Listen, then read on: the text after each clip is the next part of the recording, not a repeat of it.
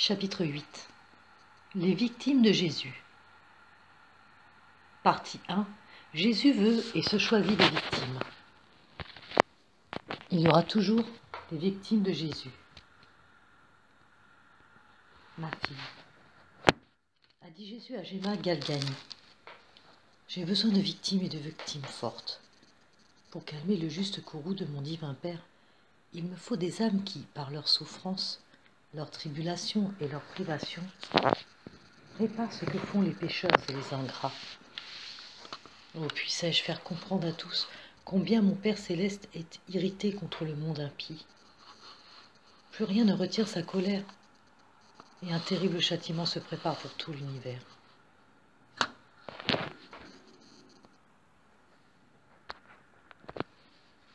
Le Seigneur a dit à Marie Bretel, « J'ai toujours répandu sur mon Église des grâces abondantes de sainteté, pour former des âmes intérieures qui puissent désarmer ma justice. Il y a eu, à toutes les époques, des victimes cachées, qui ont coopéré à l'œuvre du salut des âmes. Cependant, j'ai rarement accordé autant de grâces semblables qu'à l'époque actuelle. Mais elles sont imparfaitement reçues, par la suite de la tâche au bien créé et de la crainte de la souffrance. Et cependant, si je ne suis pas désarmée par les âmes intérieures, il faut que ma justice frappe de grands coups. Un jour, voyant notre Seigneur triste et accablé à la vue du malheur des hommes, elle lui dit, « Combien cela durera-t-il » ? Pour moi, répondit Jésus, je souffrirai dans les membres de mon Église jusqu'à la fin du monde. Pour toi, cela finira et sera remplacé par la gloire. Notre Seigneur montra un jour à Françoise de la Mère de Dieu une grande multitude et lui fit entendre que c'étaient les hérétiques d'Angleterre. Il lui dit, « Voyez tout ce peuple, je suis mort pour eux tous, il n'y en a pas un qui m'aime.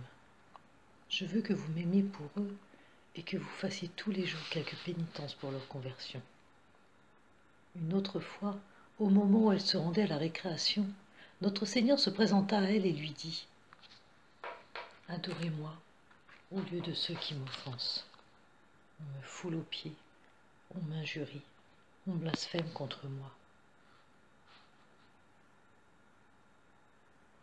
On sut qu'en ce moment même, des soldats hérétiques commettaient de grandes irrévérences contre le Saint-Sacrement. Un autre jour, Jésus se montra avec un visage irrité. « Je suis courroucé contre mon peuple. On foule mes mérites aux pieds. On profane les sacrements. J'ai dessein de châtier le monde par la famine. C'est pourquoi je n'ai pas envoyé de pluie. Si je ne châtie pas les pécheurs, ce n'est pas que je ne le puisse faire, mais je patiente et les attends à pénitence. Et puisqu'ils ne se convertissent point, je veux faire paraître que je suis Dieu et les châtier. » Et dans une autre circonstance, il dit, « Ce n'est plus moi qui suis fâché, c'est mon Père. Car comme j'ai eu soin de sa gloire et suis mort pour réparer le déshonneur qui lui avait été fait par le péché, il prend maintenant soin de mon honneur et il veut me venger des pécheurs qui méprisent mes mérites. » Ces paroles excitaient le zèle de Françoise qui redoublait ses prières et sacrifices pour les pécheurs. Jésus lui dit encore que bien que toutes les personnes religieuses s'emploient à le prier, il en choisit en chaque communauté quelques-unes pour avoir soin de ses affaires, prendre le parti de ses intérêts et aspirer continuellement à sa gloire, comme faisaient les âmes qu'elle voyait près de lui, et qui avaient par leur prière apaisé le courroux de son Père, lequel consentait à attendre encore le monde à pénitence et à différer son châtiment. Car il y a longtemps qu'il serait dans les abîmes sans les prières de ses amis. Il lui explique aussi que s'il y a dans chaque couvent quelque âme qui lui adhère plus particulièrement, qui lui est plus étroitement unie, il s'en trouve quelques-unes qui, par leur négligence et leur peu d'attention à lui correspondre, lui donnent l'occasion de les laisser et de se retirer d'elles. Dans ce cas, Jésus va ailleurs chercher des âmes plus fidèles. « Je t'offre ce calice, » a dit Jésus à Gertrude Marie, « parce que je t'aime d'un amour spécial. Si tu le refuses, je l'offrirai à une âme moins aimée que toi et qui l'acceptera. » Un jour que je souffrais beaucoup, raconte encore Gertrude Marie, notre Seigneur a daigné me faire connaître ses amis de la terre. J'ai mes amis sur la terre, comme je les ai dans le ciel, m'a-t-il dit. Et ceux-là sont mes véritables amis qui souffrent beaucoup pour mon amour. De la souffrance découle un suc mystérieux qui nourrit l'âme, qui la vivifie, qui la transforme pour ainsi dire. J'ai été bien des fois sur le point de châtier mon peuple, mais quand je regarde mes seins, je ne peux plus punir. Plus la persécution se déchaînera, plus je m'approcherai de mes fidèles amis, de mes enfants bien-aimés, plus je leur demanderai de souffrir avec moi et pour moi. Le divin maître dit à Bénignat, la faim très ardente, que j'ai de sauver le plus d'âmes, que je peux me pousse à chercher des âmes que je puisse associer à mon œuvre d'amour. Petit 2. Souffrir avec Jésus. La vie de la vénérable Agathe de la Croix, vierge de l'ordre de Saint-Dominique, en plus 1621, fut remplie de douleurs intérieures et extérieures impossibles à décrire. Un jour, Jésus-Christ se présenta à elle tel qu'il était au jardin des Oliviers et lui découvrit son cœur en disant « Regardez, ma fille, ces flots abondants d'amertume qui m'ont envahi de toutes parts. Je veux qu'ils environnent aussi votre cœur. » Depuis cette vision, elle fut torturée cruellement dans les profondeurs de son âme. Souvent, écrit la mère Marie du divin cœur, notre Seigneur m'exprime son désir de prendre sa demeure dans mon cœur pour s'y réfugier quand le monde l'oublie, et pour y trouver son plaisir en conversant avec moi comme un époux avec son épouse. Vous savez déjà, mon Père, de quelle manière je sens souvent sa présence, et que par cela je goûte un bonheur inexplicable. L'autre jour, il m'a dit qu'il ne voulait pas que je meure parce qu'il voulait encore continuer ses relations. Comme il ne voulait pas que des églises ou sanctuaires où il habite soient détruits. Ainsi, il ne voulait pas non plus que ma maladie me conduise encore à la mort, parce qu'il voulait encore conserver cet endroit de son habitation. Il me dit aussi qu'en trouvant ainsi sa demeure en moi, il ne se trouverait plus seul et isolé dans le monde. Mais par là même qu'il la choisissait pour être consolatrice, Jésus l'appelait à être victime avec lui. Notre Seigneur me fit comprendre que lorsque le corps mystique de la Sainte Église exigeait des secours pour quelques besoins, en général ou en particulier, il envoyait souvent des souffrances corporelles, maladies, etc., à quelques-unes de ses épouses, afin d'obtenir par là des grâces nécessaires. Le vendredi, dans l'octave du Saint-Sacrement, 1896, Marie du Divin Cœur demandait au Seigneur pourquoi cette prolongation de la maladie et des souffrances. Jésus répondit « J'ai racheté le genre humain par la croix. Par la croix, je sanctifie encore les âmes. Plus j'attache étroitement une âme à la croix, plus je me la rends semblable par la souffrance et plus aussi je me l'unis étroitement. Les souffrances de mes élus achèvent l'œuvre de ma rédemption. Chaque fois que je m'unis une épouse par la souffrance, c'est un nouveau couronnement pour l'œuvre de la rédemption. Il dit encore, sache mon enfant, que la charité de mon cœur, je veux faire descendre des torrents de grâce par ton cœur et dans le cœur des autres. C'est la raison pour laquelle on s'adressera à toi avec confiance. Ce ne sont pas tes qualités, mais moi qui en ai la cause. Jamais quelqu'un qui se rencontrera avec toi ne s'éloignera sans que son âme soit, de quelque manière, consolée, soulagée ou sanctifiée, ou ait reçu quelque grâce, même le pécheur le plus endurci. S'il veut profiter de la grâce, il ne tient qu'à lui. Je suis uni à chaque âme qui se trouve en état de grâce, mais j'ai choisi quelques âmes en particulier pour m'unir à elles d'une manière toute spéciale. Cette union est si sublime et si intime qu'elle n'est surpassée que par l'union entre les trois personnes de la Sainte Trinité. Après qu'il eut été décidé qu'elle n'irait pas à Lourdes demander sa guérison, notre Seigneur lui dit « Je veux que tu souffres sans soulagement, sans consolation naturelle. Je déroule devant tes yeux de nouveau le tableau des souffrances, comme aussi le tableau de mon amour. Je te choisis de nouveau comme victime, comme holocauste. Et pour l'expiation des sacrilèges, et je te donne de nouveau mon cœur avec tous ses trésors. Ta devise doit être amour, sacrifice, réparation. Un jour, il m'avait dit que je devais me laisser jeter comme une balle, tantôt d'un côté et tantôt de l'autre.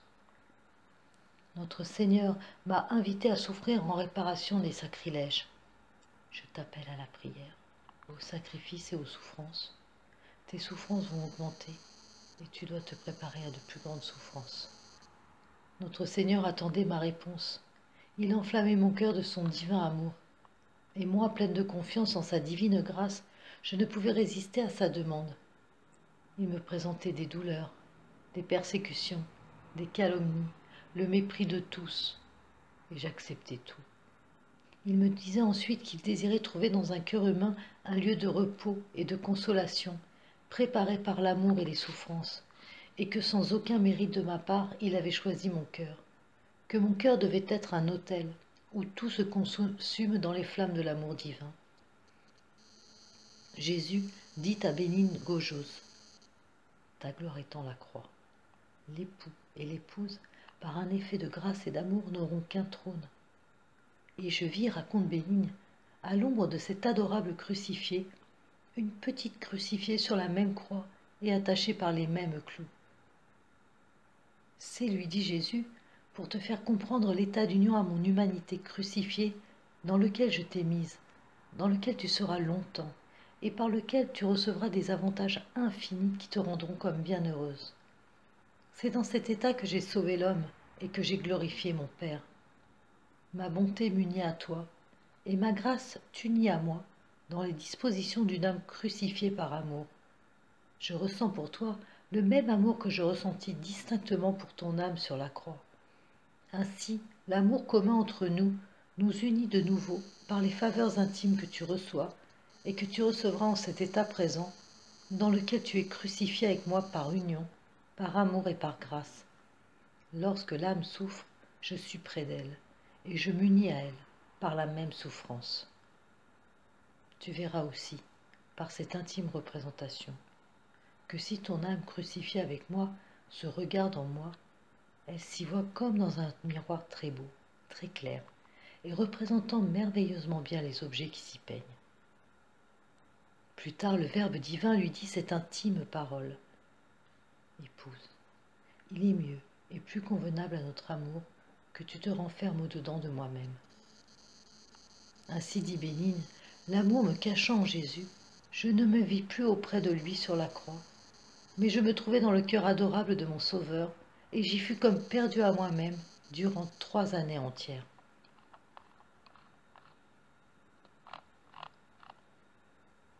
Petit 3.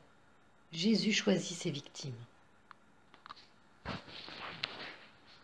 Notre Seigneur, ayant apparu à la bienheureuse Marguerite Marie, lui dit « Je cherche une victime pour mon cœur, laquelle se veuille sacrifier comme une hostie d'immolation à l'accomplissement de mes desseins. » Comme elle s'en reconnaissait indigne, Jésus lui dit « Non, je n'en veux point d'autre que toi, c'est pour cela que je t'ai choisi. » Une autre fois, la bienheureuse vit les 3 personnes de l'adorable Trinité se présenter à elle, et il lui sembla que le Père éternel, lui offrant une grosse croix toute hérissée d'épines, accompagnée de tous les autres instruments de la Passion, lui disait « Tiens, ma fille, je te fais le même présent qu'à mon Fils bien-aimé.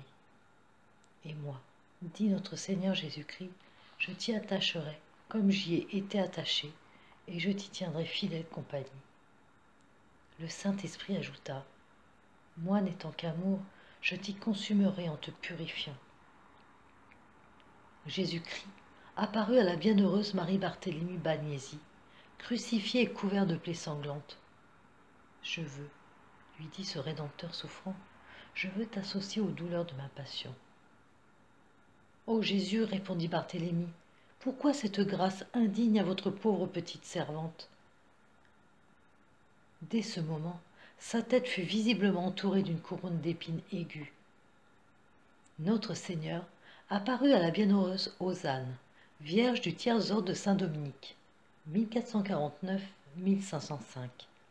sous la forme d'un petit enfant ravissant de beauté, le front couvert de belles boucles de cheveux blonds, mais ceint d'une couronne d'épines et une longue croix sur les épaules. Il tendit en souriant ses petits bras vers la jeune Vierge et lui dit « Chère Hosanne, Je suis le fils de Marie. À mon exemple, il faut te disposer à beaucoup souffrir. Cependant, ne crains point. Jamais je ne t'abandonnerai. La vénérable Anne-Madeleine Rémusat, encore pensionnaire, vit un jour le Sauveur lui apparaître et lui dire « Ma fille, je cherche une victime. » La jeune enfant nomme alors à notre Seigneur les personnes qui lui semblent les plus saintes, et au nom de chacune, Jésus répond « Non, ce n'est pas elle ce que je veux. » Enfin, il lui dit « C'est toi-même, ma fille, que je choisis pour ma victime. » La mère Marie-Dominica Claramos n'avait que 7 ans quand le 8 décembre 1838, elle fit vœu de chasteté perpétuelle.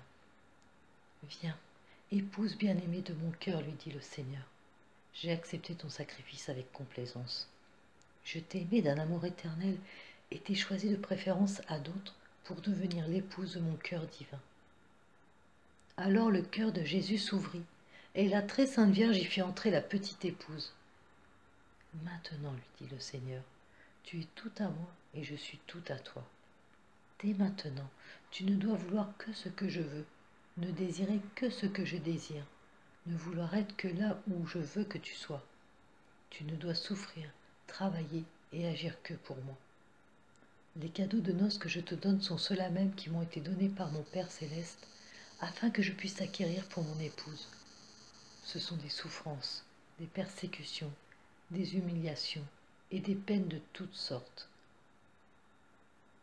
Ma pauvre petite Marguerite, dit Jésus à l'héroïque pénitente de Cortone, n'aie pas de doute sur la pleine et entière rémission de tes péchés.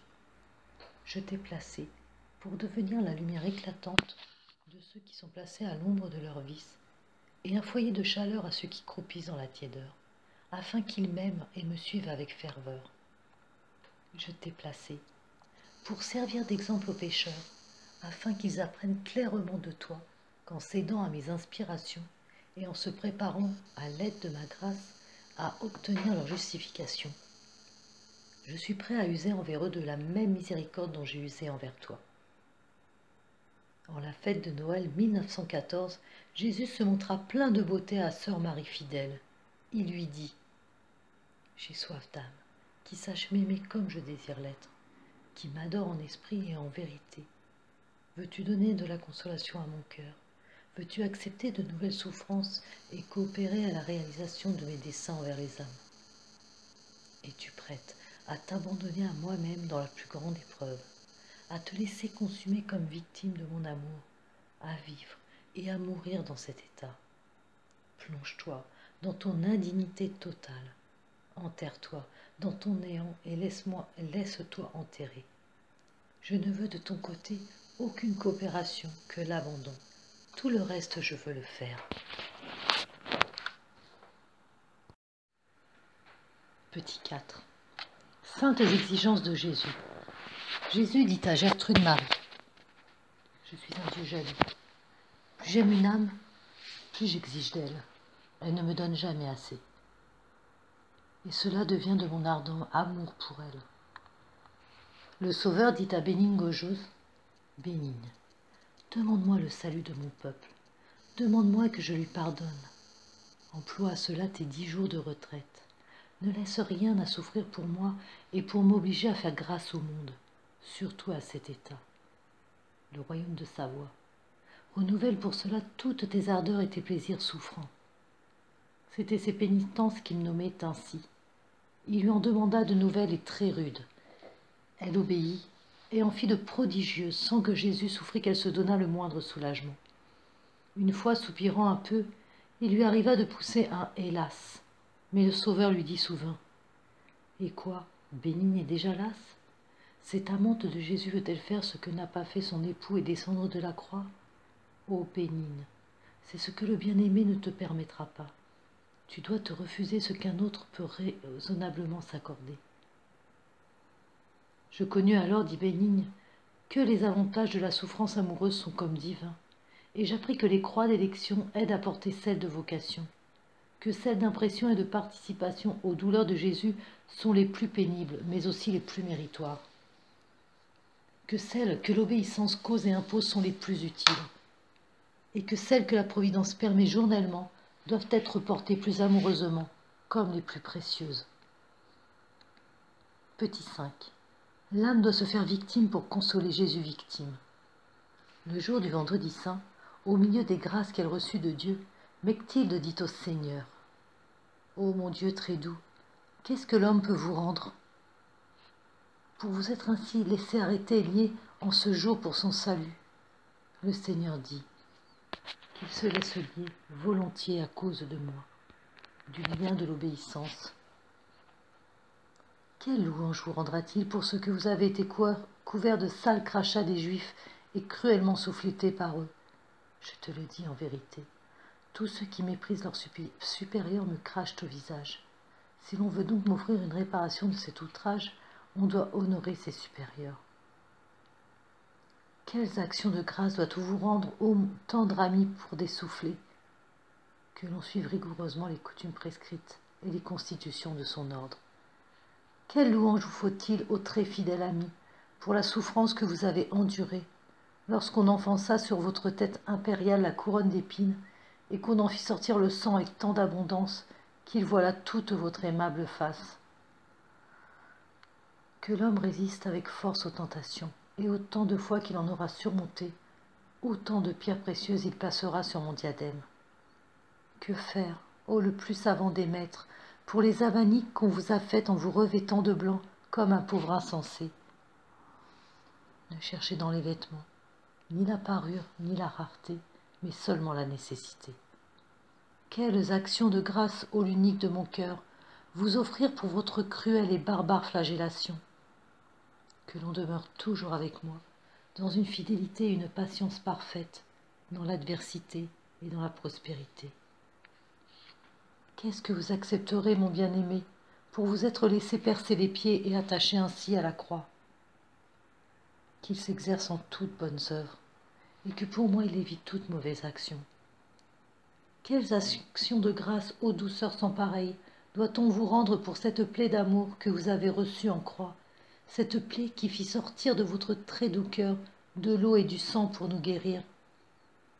Que l'homme conforme toujours sa volonté à ma volonté, et que ma volonté lui plaise toujours en tout et par-dessus tout. Le Seigneur dit à Gertrude: pour que j'aie en ton cœur une parfaite délectation, donne-moi la liberté d'y faire et d'y renfermer tout ce que je voudrais, sans déterminer si ce sera la douceur ou l'amertume que j'y verserai. La Sainte dit: enseignez-moi, ô mon unique passion, à vous si amère et à moi si salutaire. Si quelqu'un suit le sentiment d'autrui et non le sien propre, répondit le Seigneur, il me payera la captivité, les liens et les injures que j'ai subis dès le matin pour le salut. Celui qui avouera humblement qu'il est coupable me dédommagera de l'accusation portée contre moi à la première heure par de faux témoins et de la sentence de mort qui en est résultée. Ceux qui privent ses sens des choses qui peuvent les flatter me paie la flagellation que j'ai subie à la 3e heure, et celui qui obéit à des supérieurs maussades et difficiles me soulage de ma couronne d'épines. Celui qui, étant offensé, fait le premier des démarches pour la paix, me récompense de mon portement de croix. Si quelqu'un étend ses efforts dans les œuvres de charité au-delà de ce qu'il peut, il me solde cette extension cruelle qui, à la 6e heure, me fit étendre les bras sur la croix. Celui qui affronte l'outrage et la tribulation pour retirer le prochain du péché me paye la mort que j'ai soufferte à la 9e heure pour le salut des hommes. Celui qui, étant outragé, répond avec humilité, fait comme s'il me descendait de la croix. Enfin, celui qui préfère le prochain soi-même, trouvant qu'il a le droit à plus d'honneur, de commodité ou d'autres avantages, celui-là me paye pour ma sépulture. Petit 6. Jésus continue de souffrir dans ses intimes. Le Seigneur dit à Gertrude: l'amour qui m'animait au temps de ma vie mortelle, lorsque j'endurais en mon corps toutes les angoisses et les amertumes de la passion et de la mort, aujourd'hui même que je suis devenue immortelle, je l'éprouve en ton cœur, qui tant de fois s'est ému et pénétré de compassion au sujet de mes angoisses et de mes amertumes, pour le vrai salut de tous ceux qui doivent être sauvés. C'est pourquoi je te donne, pour cette compassion avec laquelle tu as compati durant ce jour à mes douleurs, tout le fruit de ma sainte passion et de ma précieuse mort, en augmentation de ta béatitude éternelle. Petit 7. Jésus donnant sa croix à l'âme, sa victime. Un jour que pendant son oraison, Marguerite Marie considérait notre Seigneur sur l'arbre de la croix, Jésus la tint fortement attachée à lui. « Reçois, ma fille, lui disait-il, la croix que je te donne, et plante-la dans ton cœur, l'ayant toujours devant les yeux et la portant entre les bras de tes affections. Les plus rigoureux tourments qu'elle te fera sentir seront inconnus et continuels. Une faim sans te rassasier, une soif sans te désaltérer, une ardeur sans rafraîchissement. » La sainte ne comprenant pas ces paroles, notre Seigneur lui en donna l'explication. L'avoir dans ton cœur, c'est-à-dire qu'il faut être crucifié en toutes choses, la porter entre tes bras, c'est-à-dire l'embrasser amoureusement toutes les fois qu'elle se présente, comme le plus précieux gage de mon amour que je te puisse donner en cette vie. Cette fin continuelle des souffrances sera pour honorer celle que j'avais de souffrir pour mon Père éternel. Cette soif sera donnée au du salut des âmes en mémoire de celle que j'ai eue sur l'arbre de la croix. Petit 8. Ce que Jésus choisit pour ses amis. Un jour, notre Seigneur se présenta à Sainte Marguerite Marie, portant d'une main le tableau de la vie la plus heureuse pour une âme religieuse et de l'autre une vie abjecte crucifiée. Choisis, ma fille, celui qui t'agréera le plus. Je te ferai les mêmes grâces au choix de l'une comme de l'autre. Elle répondit, ô mon Sauveur, je ne veux que vous et le choix que vous ferez pour moi. Alors il lui dit en lui présentant le tableau de crucifixion, voici ce que je t'ai choisi et qui m'agrée le plus, tant pour l'accomplissement de mes desseins que pour te rendre conforme à moi. L'autre tableau est une vie de jouissance et non de mérite pour l'éternité. Petit 9. Ce que préfèrent les amis de Jésus. Le 2 février 1697, Jésus se montra à Véronique Giuliani sous les traits d'un enfant de 6 à 7 ans, tenant à la main un lys, une palme et une croix. Il lui dit, « Veni sponsa mea, viens mon épouse. » Et des saints et des saintes et des anges répondirent, « Viens, tu seras couronné. » Alors le Seigneur présenta à la sainte 2 couronnes, une d'épines et l'autre de pierres précieuses. Il l'invita à choisir. Sans en choisir aucune, dit la sainte, et toutes soumises au divin vouloir. J'avais cependant un vif désir de la couronne d'épines. Le Seigneur me contenta. De sa main, il me posa sur la tête, et il donna à la très sainte Vierge qui se tenait près de lui la couronne de pierres précieuses.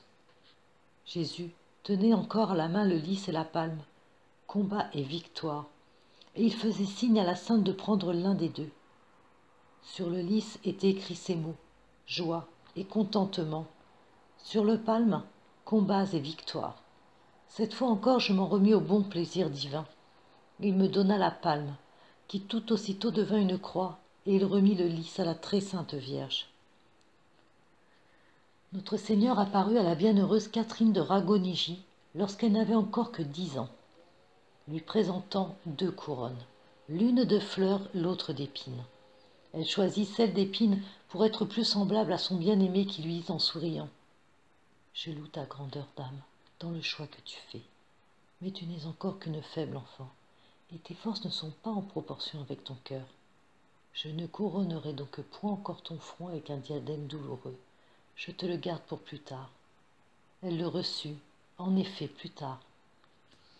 La bienheureuse Hosanne de Mantoue, favorisée de la couronne d'épines et de la plaie du côté, obtint après 1 an de prière fervente la grâce de participer aux autres douleurs de son époux. Il lui apparut environné d'un admirable éclat et lui dit, « Tu veux donc avoir mes stigmates ? Oh oui, et plus que je ne puis l'exprimer. » « Prends garde, ma fille, lui dit notre Seigneur. Les douleurs que tu désires sont bien cruelles et au-dessus de tes forces. Il vaudrait mieux pour toi supporter une peine modérée que de succomber sous de nouveaux tourments. Tu te repentiras peut-être de ta demande. Rien ne sera trop lourd pour mes épaules, répondit Hosanne, si vous venez à mon secours. Il y a bien longtemps que j'ai mis mon espérance en vous. Remplissez donc votre promesse. Notre Seigneur l'assura de son secours et lui accorda la faveur qu'elle sollicitait. Sainte Catherine de Sienne souffrait beaucoup d'une horrible calomnie, et elle répandait devant Dieu ses prières et ses larmes lorsque le Sauveur lui apparut, tenant dans sa main droite une couronne d'or enrichie de pierres précieuses et dans sa main gauche une couronne d'épines. « Ma fille bien-aimée, lui dit-il, apprends qu'il faut que tu portes l'une après l'autre ces couronnes. Choisis celle que tu préfères maintenant. Si tu prends la couronne d'épines pour cette vie, je te garderai pour l'autre la couronne précieuse. Mais si tu prends la précieuse, il faudra porter celle d'épines après ta mort.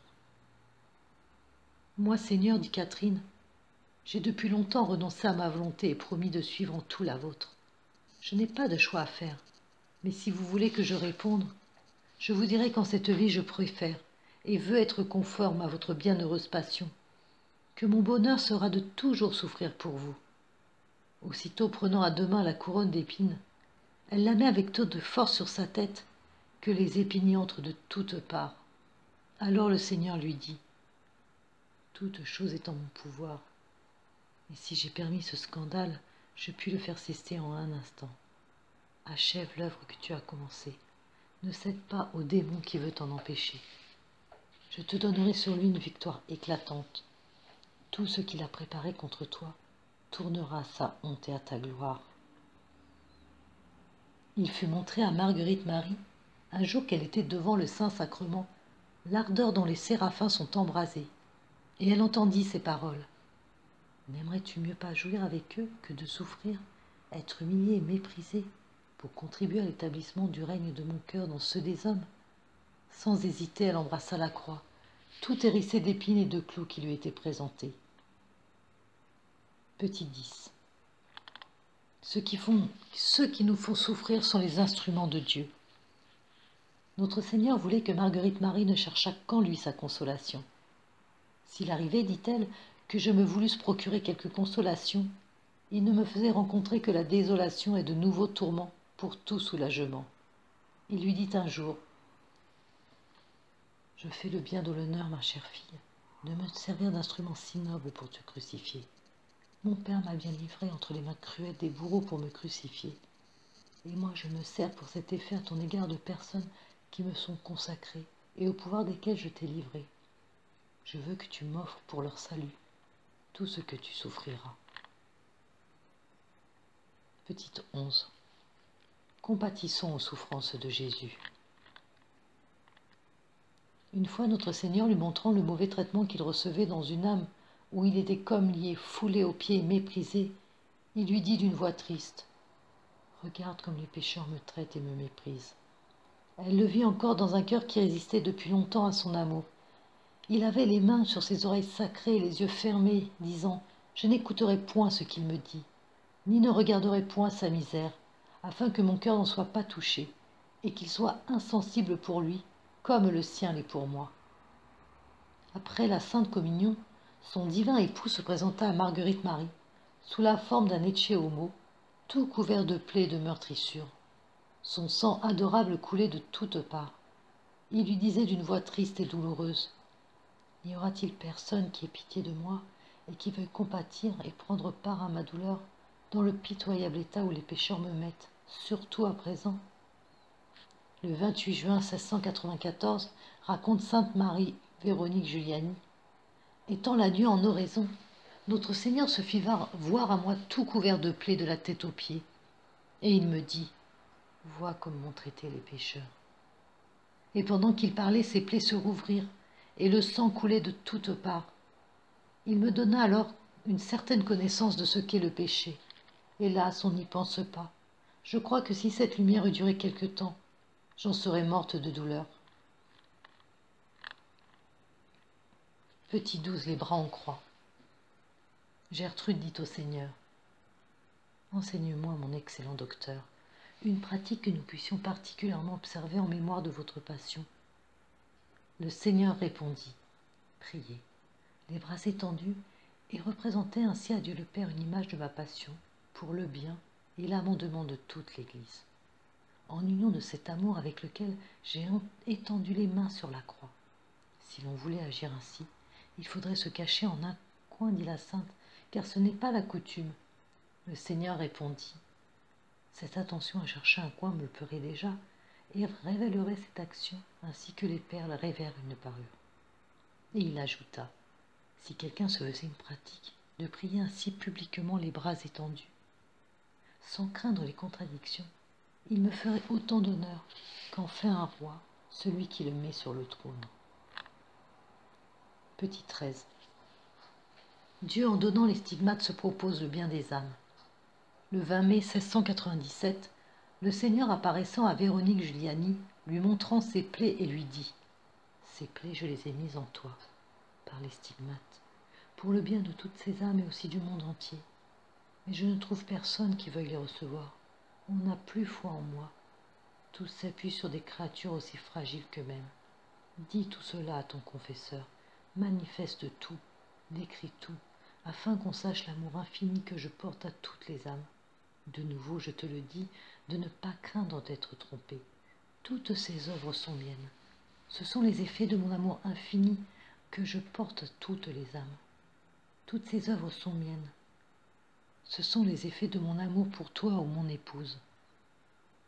Monseigneur Eustachi, évêque de Città di Castello, avait voulu examiner et faire examiner la plaie que la sainte avait au côté. Il en coûtait extrêmement à celle-ci de montrer cette plaie à différentes personnes. Pour diminuer cette peine, le Seigneur lui envoya une extase. Elle ne put savoir par qui elle était examinée. Elle demanda au Seigneur: Combien de personnes ont vu cette plaie, Seigneur? Et tout ce qu'ont fait le prélat et mon confesseur, était-ce bien de votre goût? Elle reçut de Jésus cette réponse: Tiens-toi tranquille. J'ai voulu que tout se passât ainsi, et j'en ai tiré beaucoup de bien pour une âme, et j'en tirerai plus encore. J'aime tant les âmes que je voudrais que tout le monde le vît et le connût, afin que se ravivât le souvenir de ma passion, et que se renouvelât parmi les chrétiens la foi qui est bien tombée. On n'a plus que le nom de chrétien. Surtout par le moyen de ces plaies qui sont les miennes, dans toutes les œuvres et tes prières. Recommande les besoins de la Sainte Église. De nouveau, je te confirme comme médiatrice entre moi et les pécheurs. Le 2 juin suivant, il lui dit encore: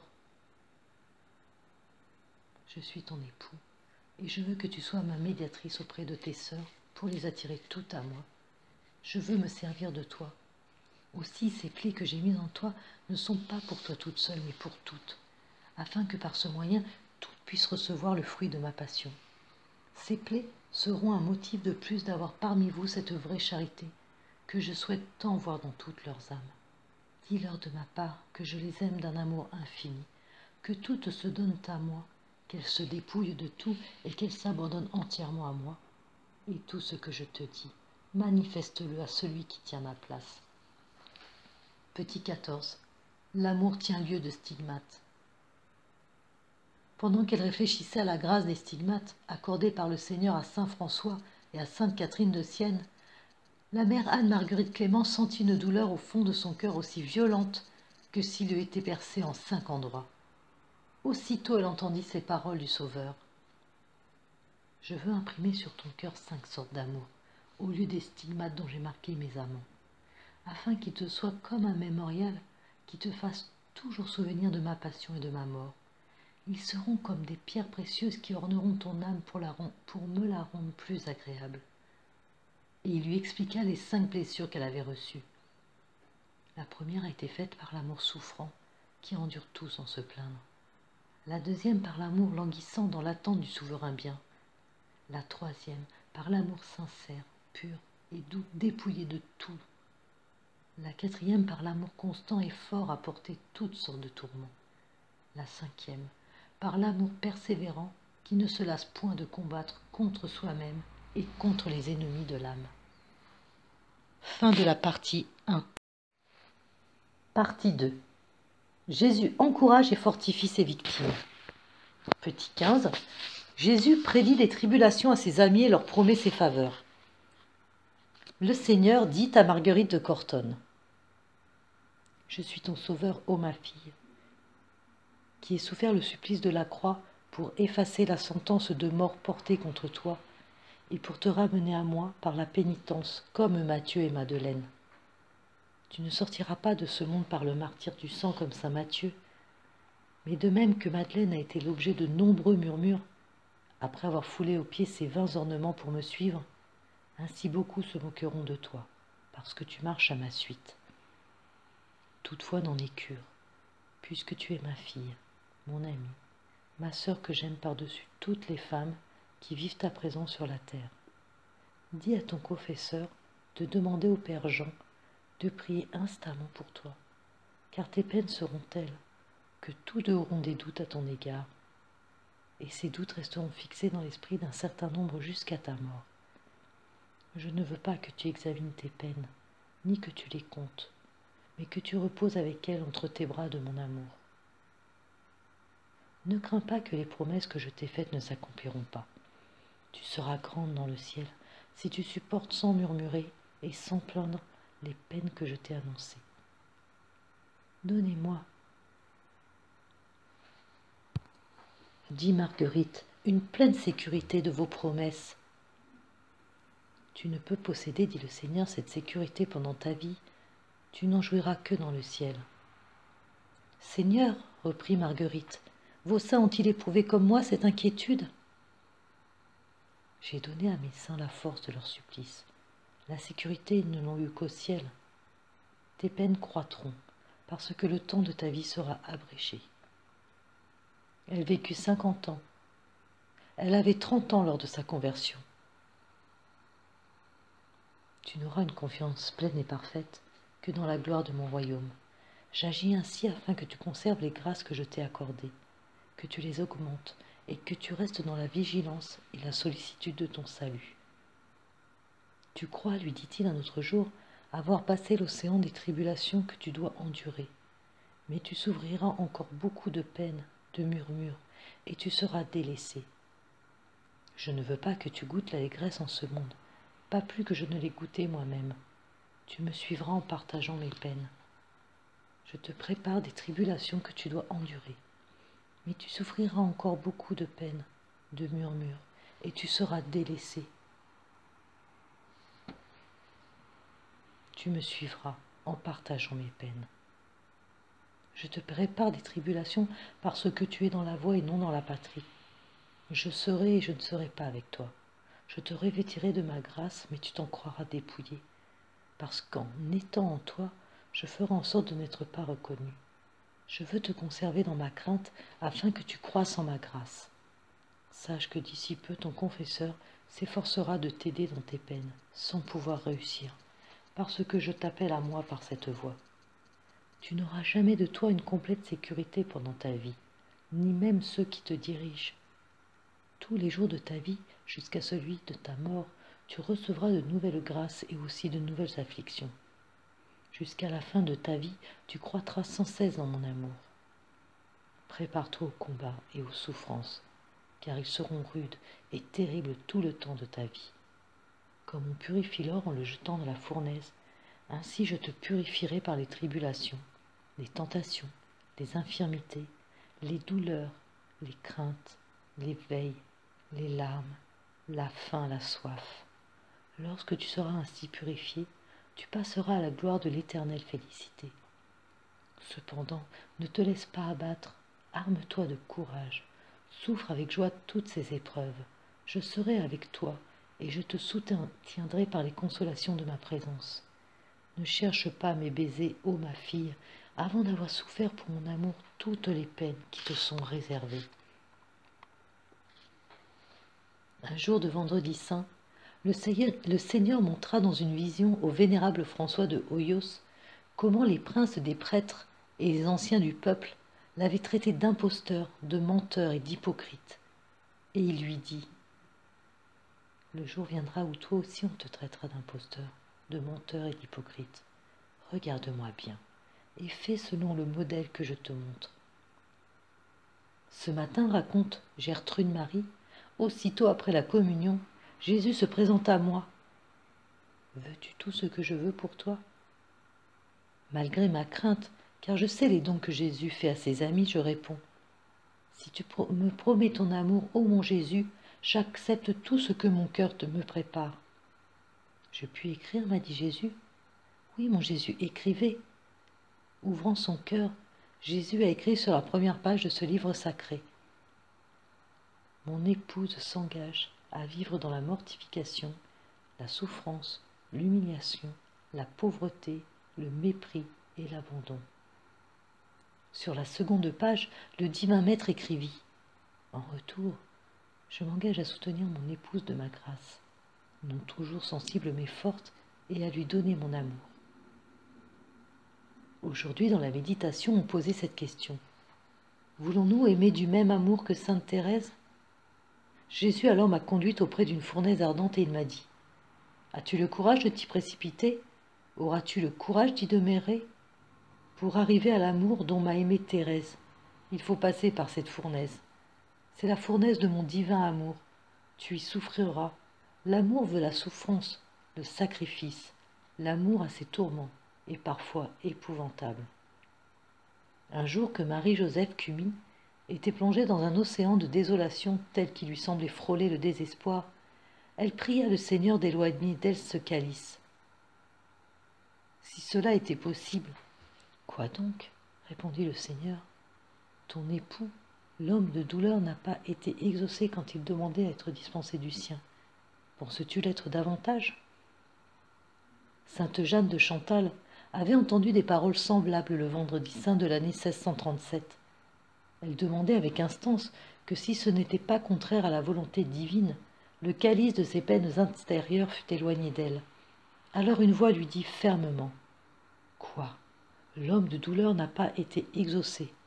Ne prétendez pas l'être. » Une nuit après matine, le Seigneur fit voir à Véronique Giuliani toute une troupe de soldats. « Tout cela que tu vois, lui dit-il, ne pense pas que ce soit des créatures humaines. Ce sont des démons qui viennent pour te faire la guerre, à toi et à tout le monastère. Mais sois tranquille, je suis avec toi. Mais il y aura à combattre et ton confesseur aura sa part de ces luttes. Dis-lui de ma part qu'il n'est en vue que ma gloire et le bien de chacune des âmes, et qu'il aille de l'avant.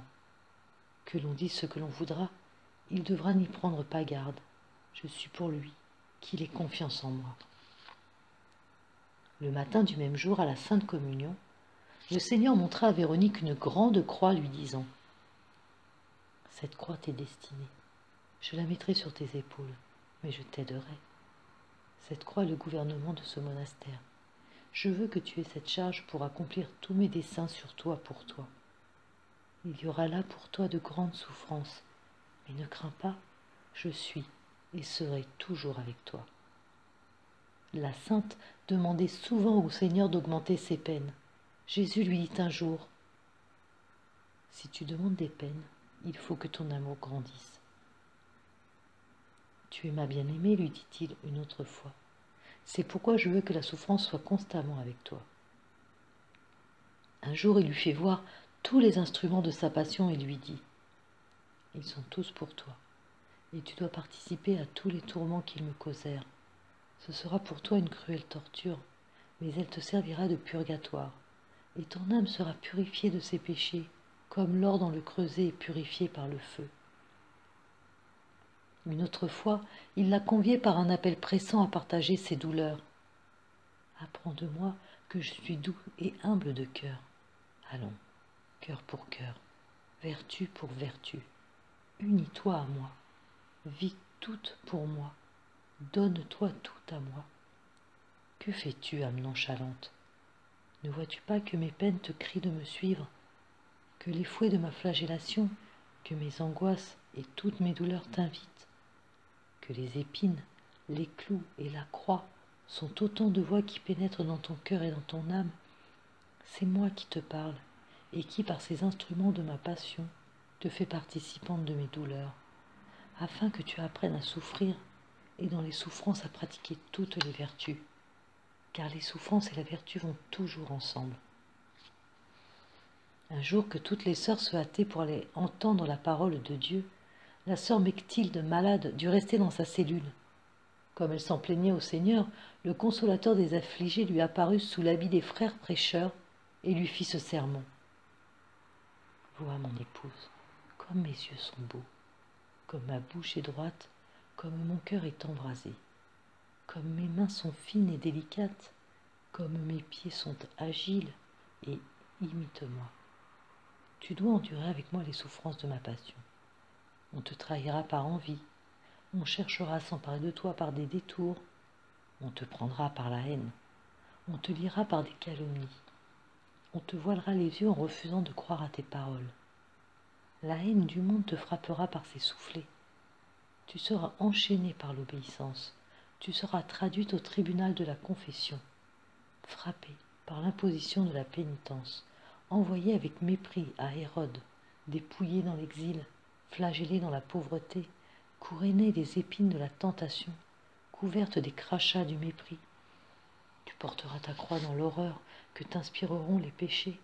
Tu seras crucifié en renonçant à tout ce qui serait conforme à ta volonté, cloué à la croix par l'exercice des vertus. Blessé par l'amour, tu mourras en croix, restant immobile par ta persévérance. Ton cœur sera percé par l'amour. Tu seras détaché de la croix en triomphant de tes ennemis. Tu seras enseveli par l'humiliation. Tu ressusciteras des morts en expirant pieusement. Tu monteras au ciel, enlevé par le souffle de Dieu. Quand le projet formé par sainte Thérèse d'établir un couvent réformé fut connu à Avila, une violente persécution s'éleva contre elle. Je ne savais, dit-elle, que devenir. Comme je me recommandais à Dieu, notre Seigneur daigna me consoler et m'encourager. Je verrai par là, me dit-il, ce qu'avaient souffert les saints qui fondèrent les ordres religieux. Il me restait encore à souffrir des persécutions plus nombreuses que je ne pouvais l'imaginer, mais nous ne devions pas nous mettre en peine. Notre Seigneur, apparaissant un jour à la mère Élisabeth de la Croix, lui dit qu'il l'avait choisie particulièrement pour la croix, qu'elle n'était pas appelée à de certaines opérations de son divin amour, qu'elle avait lues dans les vies de quelques saints, mais bien pour souffrir, et par ses souffrances coopérer au salut des âmes, et qu'ainsi, en quelque lieu qu'elle fût, elle ne pensa pas être exempte de peine. Un jour notre Seigneur lui dit « Suis-moi ». Et elle vit le chemin par lequel il voulait qu'elle le suivît, tout parsemé de croix grandes et petites. Le 2 novembre 1672, étant devant le Saint-Sacrement pour lui faire amende honorable de l'abus qu'elle avait fait de ses grâces, Marguerite Marie s'immolait à la divine volonté, priant le Seigneur de recevoir le sacrifice d'elle-même qu'elle désirait lui faire et l'unir au sien.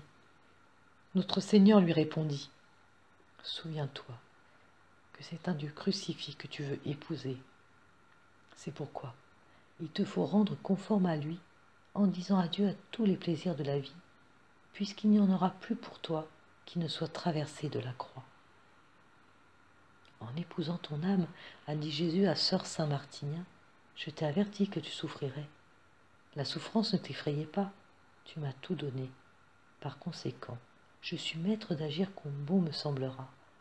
Tu auras part à mes souffrances, afin d'avoir part à ma gloire. Je me plais à te voir combattre et parler de moi à ceux et à celles qui ne pensent pas à moi. Je t'en prie, ma fille, mon épouse, toi qui m'es si chère, console mon cœur.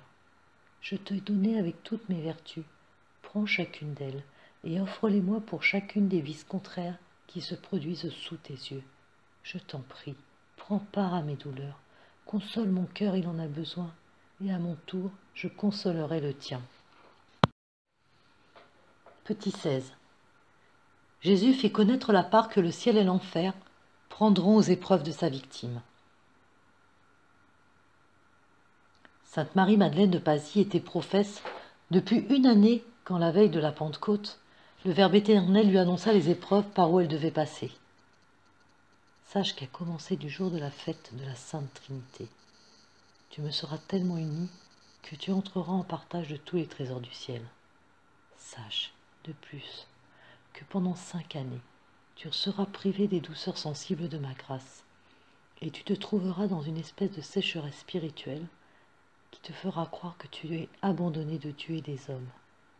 Mais persuade-toi que ce ne seront que des apparences trompeuses, que jamais je ne retirerai la main qui te soutient, et que dans toutes les occasions, je serai toujours prompt à te secourir. Du reste, cet état de privation où tu vivras sera un sujet de plaisir et de complaisance au Père éternel. Un motif de joie aux esprits bienheureux qui entourent le trône de la divinité, un exemple pour tous les hommes, une augmentation de supplices aux damnés, la confusion des démons, un soulagement des âmes du purgatoire et une abondante consolation pour toi-même. Je veux en user avec toi comme un vaillant capitaine en use avec ses soldats, ne les élevant au premier rang qu'après avoir longuement éprouvé leur courage. En récompense de la fidélité que tu mettras à observer mes ordres, je te donne ma parole que tous les vendredis, à l'heure où j'expirerai sur la croix, tu recevras cet esprit que je rendis entre les mains de mon Père. Et quoique ce ne soit pas toujours d'une manière sensible, elle n'en sera pas moins véritable, car dans ces instants, tu me seras tellement uni qu'il me serait plus facile qu'un homme vive sans cœur que l'époux céleste sans son épouse bien-aimée. Plusieurs monstres sortiront de l'enfer pour faire de toi le théâtre de leur fureur. Ils ne se contenteront pas d'exercer leur rage sur ton corps, ils tenteront toutes sortes de moyens de porter leur atteinte jusqu'à l'âme. Les saints, ces grands protecteurs qui prennent un soin si particulier de tout ce qui te regarde, ne t'abandonneront pas. Ils te donneront une nourriture toute spirituelle pour soutenir ton esprit dans les faiblesses et mêleront à tes peines et combats des consolations qui, pour être moins sensibles, n'en seront pas moins vraies et solides. Petit 17. Jésus fait connaître quels sont ses préférés. Angèle de Foligno, demandant au Seigneur de lui faire connaître ses véritables enfants, il lui répondit par cette parabole. Un homme qui a déjà beaucoup d'amis prépare un festin avec soin immense et les invite. Mais beaucoup d'entre eux ne viennent pas. Quelle sera la douleur de celui qui a préparé un festin très abondant? Il place tous ceux qui sont venus à la table du festin, bien qu'il les aime tous et qu'à tous il fasse part de son banquet. Cependant, ceux qu'il aime davantage, il les place à ses côtés, à une table spéciale. Il invite ses amis intimes à manger dans le même plat et à boire à la même coupe que lui. « Seigneur, dis-je avec joie, quel est le festin? Quand avez-vous invité tout le monde? Oh, dites-moi, dites-moi !» Il répondit. « J'ai invité tous les hommes à la vie éternelle. Que ceux-là viennent qui veulent venir. Personne ne peut s'excuser et dire « je ne suis pas invité ». Et si tu veux voir combien j'ai aimé les hommes et désiré les voir à ma table, regarde la croix. Quelques-uns viennent et prennent place. Ici, Jésus me donnait à entendre qu'il est lui-même la table et la nourriture des convives. Et ces appelés, dis-je alors, par quelle voie sont-ils venus? Par la voie de la tribulation, me fut-il répondu.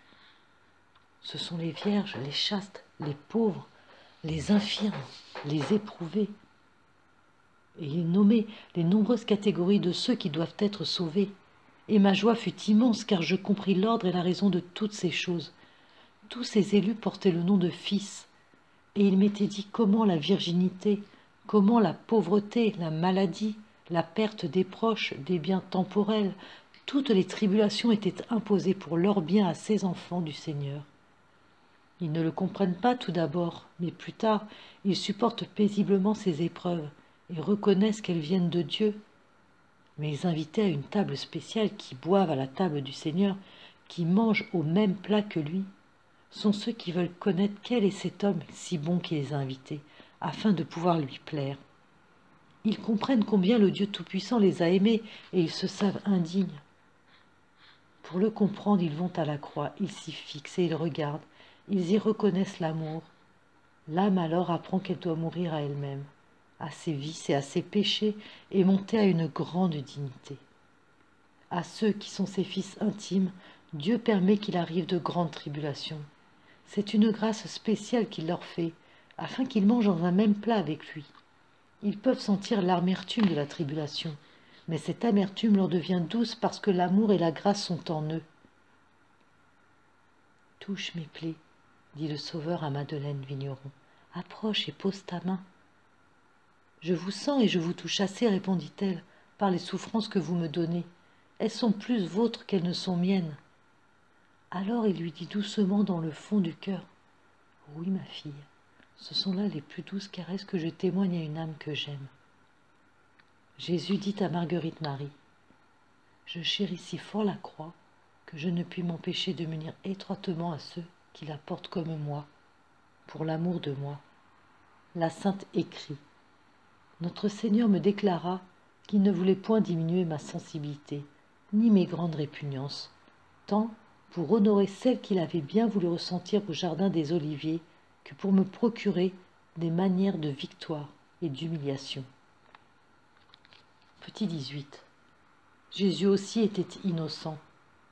Un jour, Catherine, Agnès et Cécile, 3 grandes saintes du ciel, apparurent à Pierre de Vérone, de l'ordre de Saint-Dominique, dans sa cellule et conférèrent avec lui.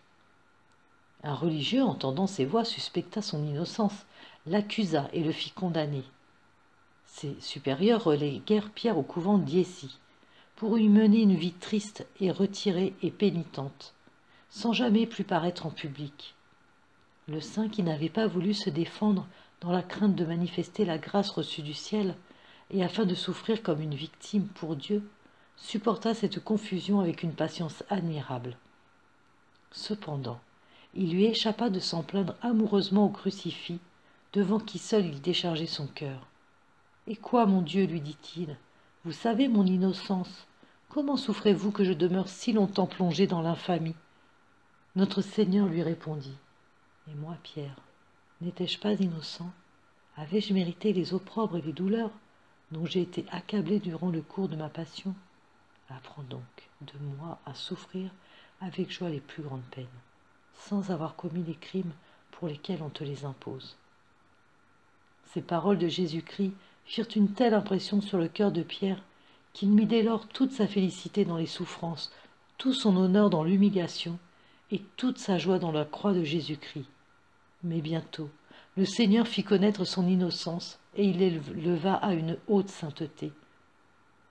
Sœur Anne-Marie de la Fosse, sainte religieuse de la Visitation d'Angers, morte en 1680, se plaignant amoureusement à notre Seigneur dans l'oraison de quelques procédés qu'il avait fait souffrir, le divin maître, en lui montrant ses plaies, lui dit du fond du cœur, « Et moi, ma fille, qu'avais-je fait ?» Petit 19. Jésus n'a jamais cherché son plaisir. Un jour que Marguerite Marie se sentait portée à l'amour du plaisir, son divin Sauveur se présenta à elle dans le mystère de la flagellation, lui faisant ce reproche. « Voudrais-tu bien prendre ce plaisir? Et moi qui n'en ai jamais pris aucun, et me suivrai à toutes sortes d'amertume pour ton amour et pour gagner ton cœur. Voudrais-tu donc encore me disputer ce cœur?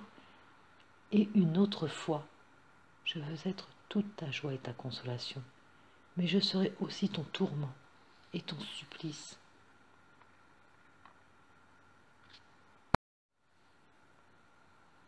Petit 20. Le sacrifice réclame le sacrifice. Saint Amand ou Aymon de l'abbaye de Savigny était chargé des frères convers de la maison et avait beaucoup à souffrir dans cet emploi. Un jour qu'il était plus accablé qu'à l'ordinaire, il vit au moment de la communion Jésus-Christ attaché à la croix mais plein de vie, ayant la tête penchée du côté droit et lui disant « Si tout innocent que je suis, j'ai souffert de si grands maux pour l'amour de vous.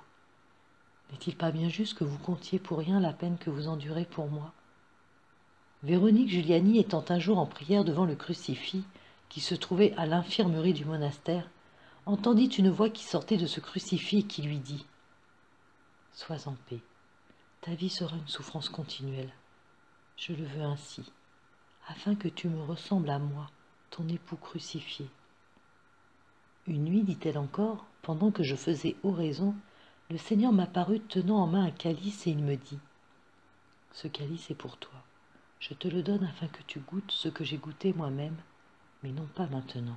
Prépare-toi, le temps viendra où tu le boiras. » Et il me fit comprendre combien il serait amer.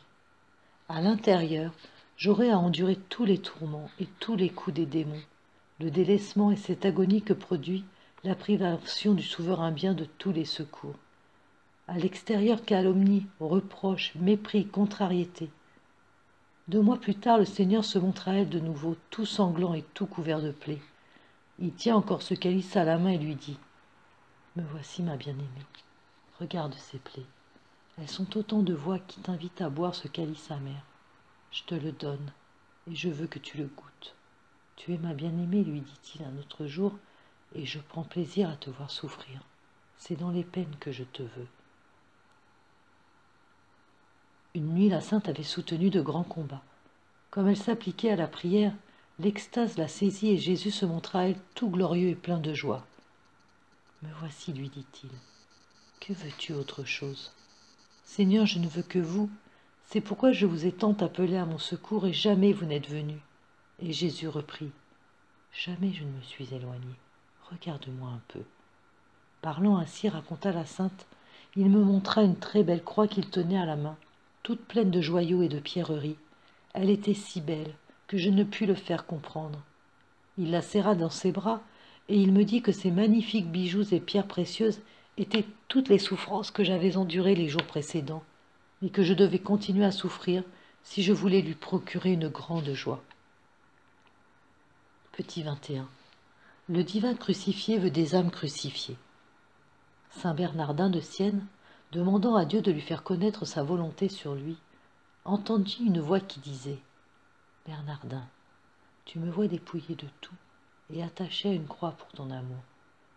Il faut donc, si tu m'aimes, que toi aussi tu te dépouilles de tout et que tu mènes une vie crucifiée. » Pour suivre ses conseils, Bernardin entra dans l'ordre de saint François.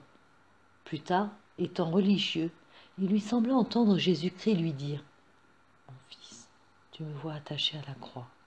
Par là tu seras sûr de me trouver. » 22. Jésus souffrant est la voie qui conduit à son Père. Au commencement de sa conversion, Henri Suzeau, tout enivré des douceurs d'en haut, se sentant plein d'attrait pour les choses divines, mais imiter et partager la douloureuse passion de Jésus-Christ l'effrayait. Jésus-Christ le reprit avec sévérité : « Ne le sais-tu pas ? Je suis la porte par laquelle les vrais amis de Dieu, qui veulent parvenir à la véritable félicité, doivent passer. Il faut, si tu veux vraiment parvenir à ma pure divinité, que tu passes d'abord par mon humanité souffrante et que tu t'y conformes. »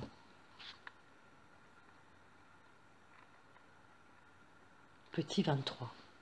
Tes souffrances seront aussi nombreuses que les étoiles. Le Seigneur ayant fait connaître à Henri qu'il n'était pas au bout de ses épreuves : « Seigneur, dit le bienheureux, montrez-moi combien j'ai encore de souffrances à supporter. » Le Seigneur répondit : « Lève les yeux au ciel. Si tu peux compter la masse innombrable des étoiles, tu pourras aussi compter les souffrances qui te sont réservées. Et de même que les étoiles paraissent être petites et sont cependant immenses, de même que tes peines paraîtront petites aux yeux des hommes, et cependant, d'après ta propre expérience, elles te seront lourdes à porter. » Le serviteur dit alors : « Ô Seigneur, montrez-moi à l'avance mes peines afin que je les connaisse. » Le Seigneur répondit : « Non, il est préférable que tu ne saches rien afin que tu n'hésites pas. Cependant, parmi les innombrables peines que tu auras à supporter, je veux t'en nommer simplement 3. La première est celle-ci. Jusqu'ici, c'est toi qui te frappais de tes propres mains. Tu cessais quand tu voulais, et tu avais compassion de toi-même. Je veux maintenant t'arracher à toi-même et te jeter sans défense aux mains d'étrangers qui te frapperont. Tu assisteras à un effondrement de ta réputation, tu seras en butte au mépris de quelques hommes aveuglés, et tu souffriras plus de cela que des blessures faites par les pointes de la croix. Lorsque tu te livrais à tes exercices de mortification, tu étais grand, tu étais admiré. Maintenant, tu seras abaissé, tu seras annihilé. La seconde peine est celle-ci. Bien que tu te sois infligé maintes cruelles tortures, il t'est cependant resté avec la permission de Dieu une nature tendre et aimante. Il t'arrivera que, là où tu aurais pensé trouver un amour particulier et de la fidélité, tu ne trouveras que de l'infidélité, de grandes souffrances et de grandes peines. Tes épreuves seront si nombreuses que les hommes qui ont pour toi quelque amour souffriront avec toi par compassion. La troisième peine est celle-ci. Jusqu'ici, tu n'as été qu'un enfant à la mamelle, un enfant gâté. Tu as nagé dans la douceur divine comme un poisson dans la mer. Je veux maintenant te retirer tout cela. Je veux que tu en sois privé et que tu souffres de cette privation, que tu sois abandonné de Dieu et des hommes, que tu sois persécuté publiquement par tes amis et par tes ennemis. Je veux te dire en un mot tout ce que tu feras, qui pourrait t'apporter de la joie ou de la consolation n'aboutira pas, et tout ce qui te fera souffrir, tout qui te sera contraire réussira. Petit 24. Le chien et le lambeau d'étoffe. Suzeau, tout effrayé des paroles du Seigneur, était plongé dans la tristesse quand une voix lui dit intérieurement « Aie bon courage, je serai avec toi et je t'aiderai avec ma grâce à surmonter toutes ces peines. » Il se leva et se remit entre les mains de Dieu. Le matin après la messe, comme il était assis tout triste dans sa cellule et pensait à ce qui était arrivé, il eut froid, car c'était pendant l'hiver. Une fois lui dit alors intérieurement « Ouvre la fenêtre de ta cellule, regarde et apprends. » Il ouvrit et regarda. Il vit un chien qui courait au milieu du cloître, portant dans sa gueule un lambeau de tapis. Il jouait avec ce tapis, le jetait en l'air, le traînait par terre, le déchirait et y faisait des trous. Le serviteur leva les yeux au ciel et soupira profondément. Une voix lui dit alors intérieurement « Tu seras ainsi jeté par la bouche de tes frères et déchiré. » Il pensa de lui-même « Puisqu'il ne peut pas en être autrement, résigne-toi. Vois comme ce tapis se laisse maltraiter en silence, fais de même. » Il descendit, prit le tapis et le garda pendant de longues années comme son cher trésor. Lorsqu'il avait un mouvement d'impatience, il le prenait, afin de se reconnaître en lui et de se taire courageusement. Lorsqu'il détournait son visage avec mépris de quelques-uns qui l'opprimaient, il en était puni intérieurement, et une voix lui disait du fond de son cœur « Souviens-toi que moi, ton Seigneur, je ne t'ai pas détourné mon visage de ceux qui me crachaient à la face. » Petit 25. Les grâces augmentent avec les souffrances.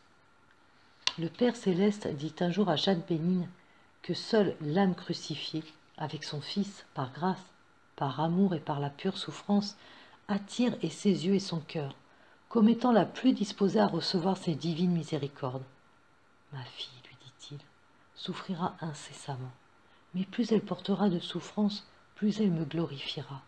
Plus j'augmenterai mes grâces à son égard, plus ma volonté s'inclinera vers la sienne, plus je ferai ce qu'elle désire et plus elle méritera de gloire. Mais pour que la souffrance produise ses effets admirables, l'âme doit s'élever au-dessus de ses peines et se maintenir dans la région de l'amour. Ne crains pas, dit Jésus à Bénigne, lorsque pour me faire honorer par toi, je permets que l'on dise que tu es trompé du démon, voulant faire la sainte, que tu fais tout pour parvenir à être supérieure, et que tu refuses de satisfaire et servir tes sœurs, ou que tu le fais imparfaitement, ne voulant pas montrer aux autres tes inventions, pour faire tout si bon. Elle était chargée de la cuisine, pour te rendre nécessaire. Mais tiens-toi alors, Bénigne, ferme dans ton application et élévation d'esprit en ma divinité. Petit 26. La vraie patience est une patience d'amour. Jésus-Christ à Sainte Catherine de Sienne. Mes serviteurs doivent s'offrir à moi en sacrifice. Ce sacrifice doit être à la fois spirituel et corporel. Le vase n'est pas séparé de l'eau quand on le présente au maître. L'eau sans le vase ne pourrait lui être présentée, et le vase sans l'eau lui serait inutile. Vous devez donc m'offrir le vase de toutes les peines que je vous envoie, sans en choisir le lieu, le temps et la mesure, laissant tout à mon bon plaisir. Mais ce vase doit être plein, c'est-à-dire que vous devez endurer les peines avec amour, avec résignation, et supporter avec patience les défauts du prochain, ne haïssant que le péché. Votre vase est alors plein de l'eau de ma grâce que donne la vie, et je reçois avec délice ce présent que me font mes épouses les âmes fidèles. J'accepte leurs ardents désirs, leurs larmes, leurs soupirs, leurs humbles et continuelles prières. et ces preuves de leur amour apaisent ma colère contre mes ennemis et les hommes pervers, qui commettent contre moi tant d'offenses. Ainsi donc, souffrez avec courage jusqu'à la mort, ce sera le signe évident de votre amour. Après avoir mis la main à la charrue, ne regardez pas en arrière par crainte de quelque créature ou de quelque tribulation. Réjouissez-vous au contraire dans vos épreuves. Le monde se complaît dans les injustices. Pleurez-les, parce que celle qui m'offense vous offense, et celle qui vous offense m'offense. Ne suis-je pas devenue une seule chose avec vous? Le monde vous poursuit et vous poursuivra jusqu'à la mort, parce qu'il ne m'aime pas. Si le monde m'avait aimé, il vous aimerait. Mais réjouissez-vous, car votre joie sera grande dans le ciel. Petit 27. L'amour se montre et grandit par le sacrifice. Au milieu de ces rudes épreuves, la bienheureuse Lidvine était consolée par son ange gardien qui, de la part de Jésus, lui adressait ces paroles. « Non, non, je ne veux pas que ma bien-aimée se désole. Elle me reverra, je lui reviendrai, je la consolerai. Son cœur reposera encore sur mon cœur. Quel est courage! Les jours de l'épreuve finiront, et elle aura montré plus d'amour. Elle aura conquis plus de gloire, car elle aura passé par où j'ai passé. N'ai-je pas été abandonnée? N'ai-je pas souffert? Petit 28. Par l'amour, la croix devient légère. Saint Pierre ayant apparu à Catherine de Racconigi, elle craignait d'avoir été trompée par le démon. Jésus la rassura en ces termes. Rassure-toi, mon épouse. Celui qui est venu n'est pas le démon, mais Pierre, mon fidèle serviteur, le même que je t'ai donné pour maître. Il a bu déjà le calice de ma passion, en souffrant le martyre pour mon amour. Afin donc que tu puisses lui ressembler, ainsi qu'à moi selon ta demande, tu porteras cette croix pour mon amour. L'enfant Jésus mit alors la croix sur l'épaule gauche de Catherine et il ajouta. Au commencement, elle te paraîtra dure et pesante, mais mon amour croissant en toi, à la fin elle te semblera douce et légère. Le Fils de Dieu lui montra aussi une couronne de roses très belle et lui dit « Toutes les afflictions te paraîtront des roses, si tu les supportes avec bonne volonté. » Petit 29. La croix est le lit des épouses de Jésus. Sainte Marguerite Marie vit une grande croix couverte de fleurs. Son bien-aimé lui dit « Voilà le lit de mes chastes épouses, où je te ferai consommer les délices de mon pur amour. Peu à peu ces fleurs tomberont, et il ne te restera que les épines, que ces fleurs cachent à cause de ta faiblesse.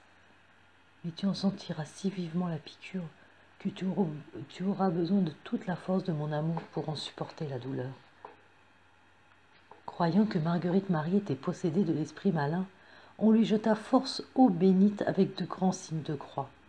Mais celui qui la possédait, loin de s'enfuir, la serrait plus fort en disant « J'aime l'eau bénite, et je chéris si fort la croix, que je ne peux m'empêcher de m'unir étroitement à ceux qui la portent comme moi et pour l'amour de moi. » Petit 30. Jésus, la force de ses victimes. Dans une vision, Catherine de Racconigi eut sous les yeux Jésus montant au calvaire. Elle le voyait succombant et tombant à terre. « Ô Seigneur Jésus, lui disait-elle, c'est moi qui pour mes péchés dois porter la croix et non vous qui êtes l'agneau immaculé. » Jésus, d'un visage plein d'amour, lui dit « Ô ma fille, la croix ne te fera point défaut, ni les peines non plus, ni les afflictions et les maladies. Elles te feront grandement souffrir, mais avec mon aide, tu sortiras victorieuse de ces épreuves. Porte donc de bon cœur cette croix pour mon amour. » Le Sauveur posa alors la croix sur les épaules de Catherine. Petit 31. Jésus, la constance de ses victimes. Jésus apparut à sainte Rose de Lima et lui dit « Mon désir est que tu m'honores constamment par la pratique d'une sévère abstinence. Du reste, sois sans inquiétude sur les résultats. Celui qui a donné pour toi sa vie sur la croix, qui t'a racheté par l'effusion de tout son sang, qui répand dans ton âme les trésors de la grâce, saura bien prendre soin de ton corps et le soutenir sans l'usage de la viande. Les lois de la nature sont faites par lui et non pour lui. Il y déroge quand il lui semble bon, et il les fait servir à ses desseins quand il lui plaît. fort de l'autorisation divine, Rose laissa donc dorénavant le médecin prescrire des bouillons ou autres réconfortants et se nourrit de pain et d'eau. « Souviens-toi, ma fille, lui dit Jésus, que le lit de la croix sur lequel je m'endormis du sommeil de la mort était plus dur, plus étroit, plus effrayant que le tien. Je n'avais pas de pierre sous mes reins, mais des clous perçaient mes membres. Et leur faisant des blessures par où s'échappa tout mon sang. Le fiel ne me fut pas épargné, car on peut appeler de ce nom le breuvage qu'on me présenta quand j'étais saisie d'une fièvre brûlante. Pense à tout cela, quand tu seras disposé à faiblir, et ta charité pour moi te redonnera force et courage. » Rose reprit courage en effet, et continua pendant 16 années cette horrible macération. Ses directeurs, la voyant malade et exténuée, firent seulement détruire ce lit 3 ans avant sa mort. Marguerite de Cortone priait pour un des pères franciscains, ses protecteurs, et pleurait amèrement sur les peines qu'il éprouvait. Jésus lui dit « Avertis ce père de se préparer, car ce n'est pas la dernière tribulation qu'il aura à souffrir. Celui qui reçoit le don de communier à ma passion sera affligé intérieurement et extérieurement au point de craindre de succomber. Cependant qu'il prenne courage, qu'il ait confiance en moi, je ne permettrai pas qu'il tombe dans l'impatience, et finalement il persévérera. » Petit 32. Avis à ceux qui craignent trop les labeurs et qui désirent trop ardemment les douceurs et la solitude. Notre Seigneur dit un jour à sainte Thérèse : « Penses-tu, ma fille, que le mérite consiste à jouir ? Non, mais à travailler, à souffrir et à aimer. »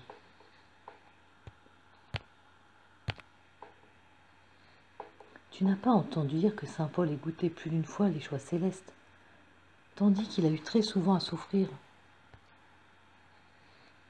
Regarde ma vie toute remplie de souffrances. Tu n'y trouves d'autre jouissance que celle du Tabor. Quand tu vois ma mère, me tendant entre ses bras, ne t'imagine pas que ses joies fussent exemptes d'un cruel tourment. Dès qu'elle eut entendu les paroles de Siméon, mon père, par une vive lumière l'éclaira de ce que j'aurais à souffrir. Ces grands saints qui passaient leur vie dans le désert pratiquaient sous l'inspiration de Dieu de très rudes pénitences. En outre, ils soutenaient de grands combats contre le démon ou contre eux-mêmes et restaient fort longtemps sans aucune consolation spirituelle. Crois-le, ma fille, ceux-là reçoivent de mon Père de plus grandes souffrances qui sont le plus aimés de lui, et ces souffrances sont la mesure de son amour. En quoi puis-je mieux te montrer le mien qu'en choisissant pour toi ce que j'ai choisi pour moi-même ? Regarde ces plaies, tes douleurs n'y ont jamais jusque-là. C'est là le chemin de la vérité. Quand tu l'auras compris, tu m'aideras à pleurer la perte des mondains, dont tous les désirs, tous les soins ne tendent qu'à un but tout contraire. En commençant mon oraison, continua sainte Thérèse, j'avais un si violent mal de tête qu'il me semblait presque impossible de le faire. Notre Seigneur me dit, tu connaîtras ainsi la récompense attachée à la souffrance. Ton indisposition te mettant hors d'état de me parler, je suis venu moi-même m'entretenir avec toi et te consoler. Fin de la partie 2. Partie 3. Victime avec Jésus pour les pécheurs. Petit 33. Larmes, prières, souffrances expiatrices pour les pécheurs. Un jour que sainte Marguerite Marie se préparait à la Sainte Communion, elle entendit une voix qui disait « Regarde ma fille, le mauvais traitement que je reçois dans cette âme qui vient de me recevoir. Elle a renouvelé toutes les douleurs de ma passion. Je veux, lorsque je te fais connaître le mauvais traitement que je reçois de cette âme, tu te prosternes à mes pieds après m'avoir reçu, pour faire amende honorable à mon cœur, offrant à mon Père le sacrifice sanglant de la croix. À cet effet, et tout en être pour rendre hommage au mien, et réparer les indignités que je reçois dans ce cœur. » La sainte fut surprise d'entendre ces paroles sur une âme qui venait de se laver dans le sang précieux. Notre Seigneur lui dit « Ce n'est pas qu'elle soit dans le péché, mais la volonté de pécher n'est pas sortie de son cœur. Ce que j'ai plus en horreur que l'acte même du péché, car c'est appliquer mon sang par mépris sur un cœur corrompu, d'autant que la volonté du mal est la racine de toute corruption. À ces mots, la sainte souffrit de grandes peines, demandant miséricorde pour cette âme. Notre Seigneur lui dit, « J'ai ouï ton gémissement, et j'ai incliné ma miséricorde sur cette âme. » Notre Seigneur, présentant à Marguerite Marie 5 cœurs infidèles, desquels elle lui demandait la conversion, lui dit, « Charge-toi de ce fardeau, et participe aux amertumes de mon cœur. Verse des larmes de douleur sur l'insensibilité de ces cœurs, que j'avais choisis pour les consacrer à mon amour, ou bien laisse-les s'abîmer dans leur perte, et viens jouir de mes délices. » Une autre fois, notre Seigneur lui dit, « Il est vrai, ma fille, que mon amour m'a tout fait sacrifier pour les hommes, sans qu'ils me rendent de retour. Mais je veux que tu supplées à leur ingratitude par les mérites de mon Sacré-Cœur. Je veux te donner mon cœur, mais auparavant, il faut que tu te rendes sa victime d'immolation, pour qu'avec ton entremise, tu détournes les châtiments dont la divine justice de mon Père menace une communauté religieuse qu'il veut reprendre et corriger dans son juste courroux. » En même temps, notre Seigneur lui fit voir ce qu'il fallait qu'elle souffrit pour le salut de ses âmes. La sainte n'avait pas le courage de dire oui et d'accepter les sacrifices que le bon Dieu lui réservait. Il lui fut dit comme à saint Paul, « Il t'est dur de reguimber contre les traits de ma juste colère. Mais puisque tu m'as fait tant de résistance pour éviter les humiliations qu'il te fallait souffrir, je te les donnerai au double, car je ne demandais qu'un sacrifice secret, et maintenant je le veux public, d'une manière et dans un temps hors de tout raisonnement humain, et accompagné de circonstances si humiliantes qu'elles te seront un sujet de confusion pour le reste de ta vie, dans toi-même et dans les créatures, pour te faire comprendre ce que c'est que de résister à Dieu. » Petit 34. Laissez à Dieu l'application des expiations accomplies. Marguerite Marie s'étant présentée devant Dieu comme une hostie d'immolation, notre Seigneur lui dit, « Oui, ma fille, je viens à toi comme souverain sacrificateur pour te donner une nouvelle vigueur. Ma paix t'est rendue et ma sainteté de justice est satisfaite par le sacrifice que tu m'as fait pour rendre hommage à celui que je fis au moment de l'incarnation, le mérite duquel j'ai voulu joindre à celui que tu m'as fait, afin de l'appliquer en faveur de la charité, comme je te l'ai fait voir. C'est pourquoi tu ne dois plus rien prétendre en ce que tu pourras faire et souffrir, ni pour accroissement de mérite, ni satisfaction de pénitence ou autrement, tout étant à ma disposition pour la charité. Donc, à mon imitation, tu agiras et souffriras en silence, uniquement pour la gloire de Dieu, dans l'établissement du règne de mon Sacré-Cœur, dans celui des hommes, auquel je veux le manifester par ton moyen.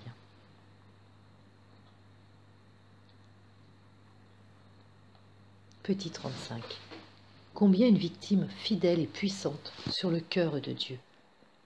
On lit dans la vie de sœur Jeanne Bénigne Cojos que Dieu la faisait souvent satisfaire à sa divine justice par ses pénitences et ses peines corporelles pour les péchés qui se commettaient en temps de guerre dont l'Europe était remplie. Quelquefois elle était transportée en esprit sur les lieux pour y être témoin des désordres qui se commettaient. Alors Dieu l'excitait à demander la paix et le pardon pour les peuples par ses intimes paroles.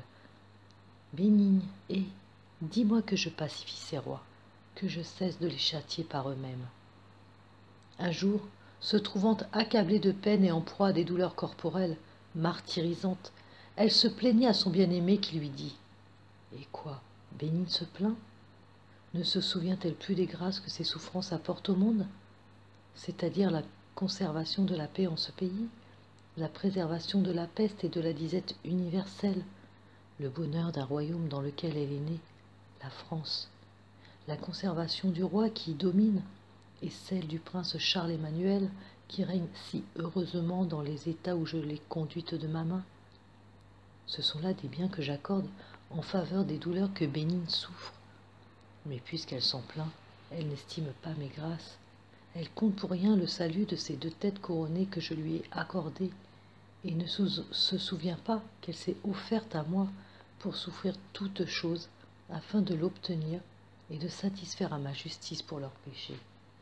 Mais non, Bénigne rappellera tous ses doux souvenirs et elle voudra bien souffrir incessamment pour mon amour.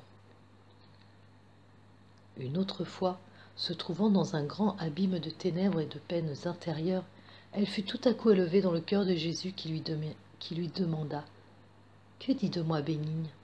Elle repartit. « Ô Seigneur, elle dit avec saint Pierre que vous êtes le Christ, fils du Dieu vivant, mon Dieu, mon juge, mon roi et mon amour. » Et Jésus lui répondit « Et moi, je te dis que Bénigne est celle par qui je vais purgeant le monde des péchés et d'hérésie, lui accordant souvent la vraie conversion des uns et des autres, ainsi que celle des païens et des Turcs. » Une autre fois, il lui dit en la caressant « Ma reine, je te promets une grande victoire de tes frères chrétiens contre les Turcs. C'est par toi seul qu'on l'obtiendra. »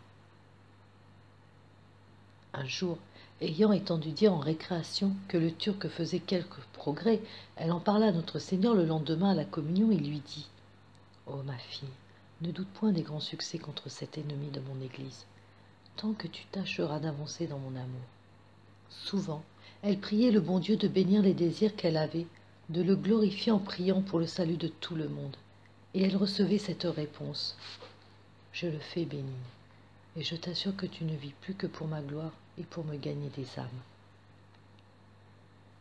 Une fois raconte-t-elle que les pluies gâtaient les biens de la terre et que l'on faisait séant beaucoup de prières pour les faire cesser. Mon doux Sauveur me dit « Ce peuple est ingrat.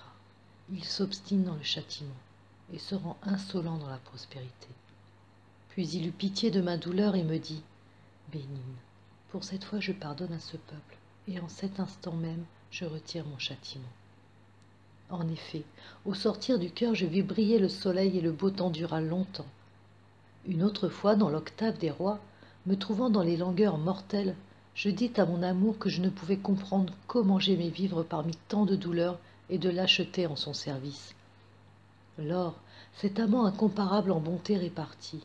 « Ô ma fille, c'est parce que tu vis encore sur la terre que je maintiens la paix dans ces états-ci, et que j'en éloigne la peste et la disette. » Une autre fois, me trouvant accablée de nouvelles infirmités, je connus que Dieu était fâché contre le public, ce qui m'obligea à prier pour les peuples et pour ceux qui règnent sur eux.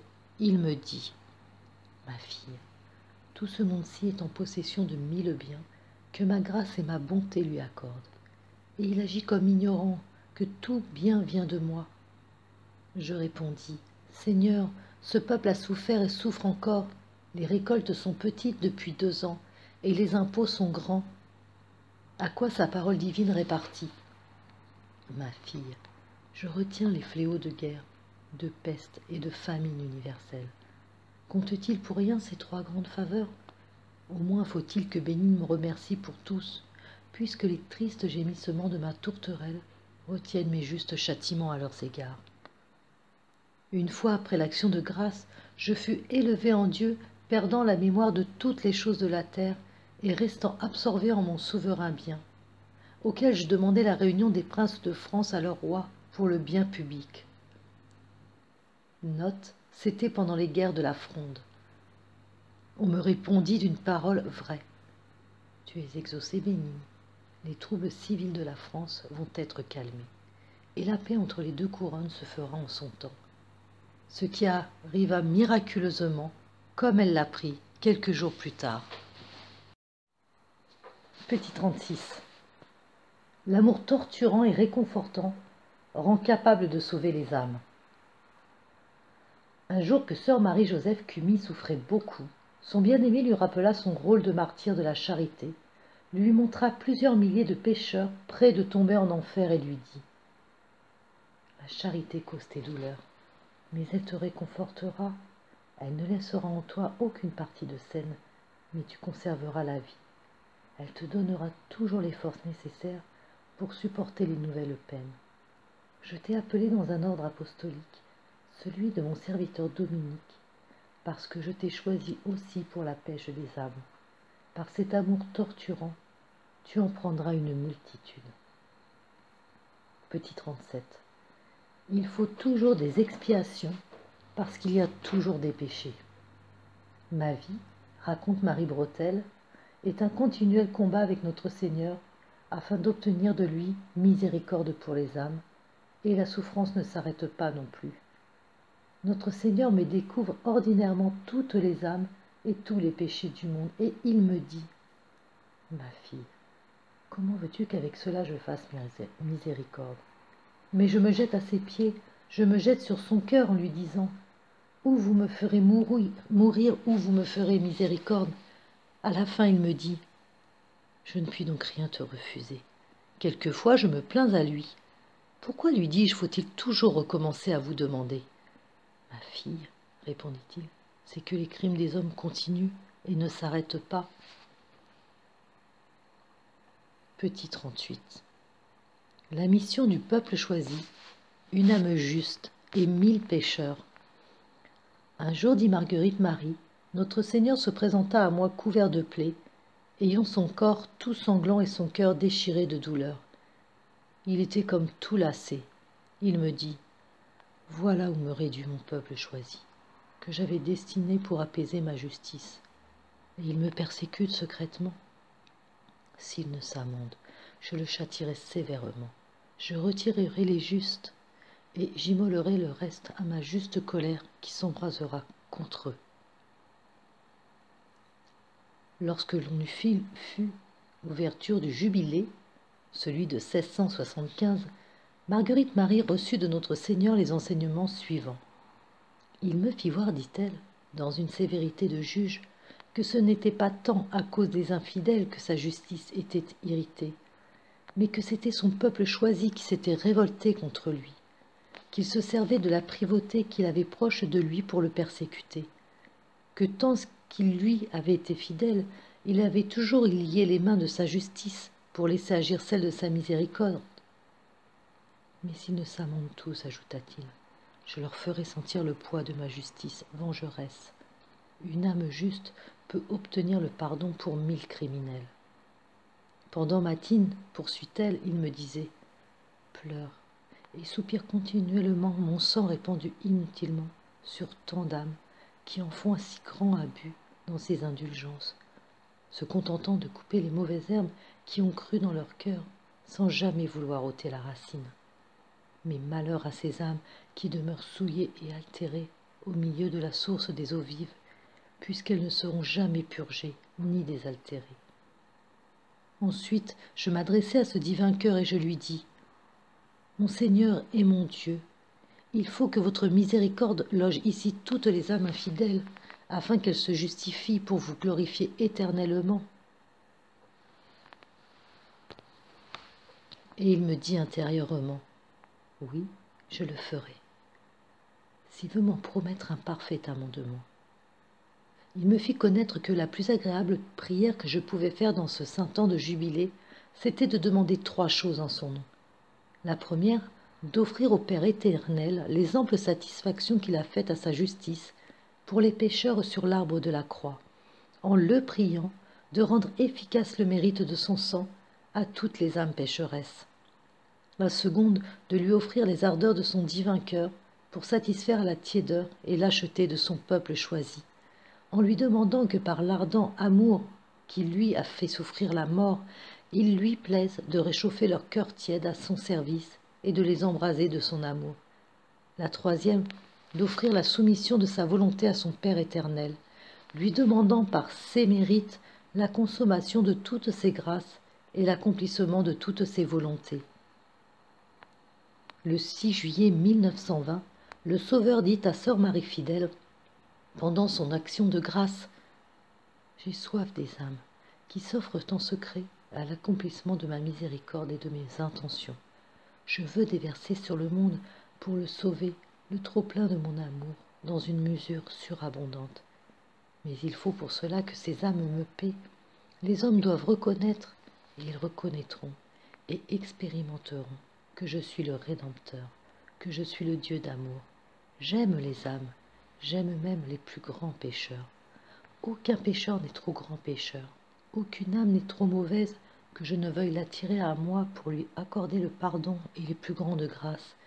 Aucune âme n'est trop indigne que je ne la choisisse comme l'instrument de mes miséricordieuses intentions. Alors, dit la sœur, je vis ce qu'est une âme consacrée à Dieu qui n'est pas pure, et j'entendis ces paroles. Ces cœurs infidèles, égoïstes et vides d'amour, sont ceux qui s'opposent à la grande œuvre de mon amour et de ma miséricorde. Ce sont eux qui font que les fleuves de cette miséricorde ne coulent pas encore dans leur pleine mesure. Mais j'oublierai toute leur infidélité et leur ancienne froideur, si maintenant ils s'abandonnent tout entier et sans partage à mon amour, et s'ils m'offrent tout dans cette intention.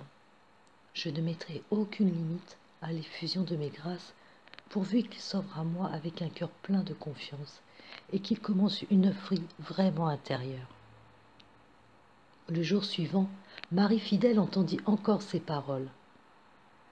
L'âme désintéressée et tout abandonnée à mon amour ne saurait me procurer une plus grande joie que lorsque, avec une confiance illimitée et avec des sentiments d'humilité, elle sollicite ardemment ma miséricorde et attend tout de moi en faveur des âmes. Jésus dit encore, « Une seule âme aimante qui me laisse opérer en elle sans aucun obstacle peut obtenir pardon et grâce pour 1000 coupables. » Petit 39. Les fléaux de la justice écartés par les mérites d'une âme fidèle. Dans le mois de mai 1698, le Seigneur se montra à sainte Véronique Giuliani, tenant en main 3 lances et faisant comprendre à la sainte qu'il voulait châtier la chrétienté pour tant de péchés qui se commettaient. Au mois de septembre suivant, cette vision se renouvela souvent. La sainte alors s'offrit comme victime au Seigneur pour apaiser sa justice, et elle entendit cette réponse. Cette grâce te sera accordée d'ici peu, en fête de la Sainte Croix. Le jour de l'exaltation de la croix, le Seigneur se montra de nouveau à elle, ayant en main 3 lances. « Dis-moi, que veux-tu » Elle s'offrit alors à souffrir pour tous les pécheurs. Le Seigneur lui dit, « Je suis venu pour cela, et ce sera là la grâce spéciale que je t'ai promise. Mais fais attention, il t'en coûtera beaucoup, et je t'enverrai une souffrance telle que tu n'en as jamais éprouvée. » Des 3 lances que tenait le Seigneur, une était suspendue sur le couvent, une autre sur l'évêque, et la 3e tournait de toutes parts et produisait de grandes ruines. En même temps, paraissait dans l'air une grande croix, et le Seigneur lui faisait signe de l'accepter.